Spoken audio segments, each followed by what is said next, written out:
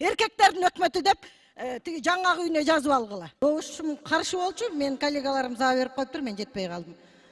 Бирок биз парламент мындай нотариуска айланып калдык өзү чынында элечи. Мен суроом бар эле да, эмне үчүн өкмөттөн аял кишилер бачым иштен кетип атат? Жылдыз айымды дагы социалдык өнүктүрүү министрлигинен жүйөсү жок, себеби жок алынды эле. Эми Нурия айым дагы себебин билишибиз керек. Эмнеге кетти? Иштей албай койдубу? Мен ошол Кабминдин өзүнө да айттым эле. Гендерный баланс деген бар бизде. Министрликтерге аялдардан көбүрөөк алып келгиле деп. Аялдар жок калды. Анда билим берүү министрлигинде эле кетирип койгулачы, министринде эле. Ошол деле кетсин ал деле. Анда таптакыр эркектердин өкмөтү деп тиги жаңағы үйүнө жазып алгыла. Андай болбойт да. Аял кишилерди кызматтан тынымсыз алып атасыздар.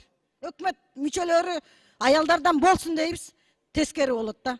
Эми жаш жигит экен, бул эми биз баарыбыз бул бүгүнкү күнү заманбап цифровизациянын доорунда жашап аткандан кийин эми жаш жетекчилер келип өзгөртүшүн жаштарды каалайбыз, бирок тажрыйбаңыз өтө эле аз экен да сиздинчи бул тармакта.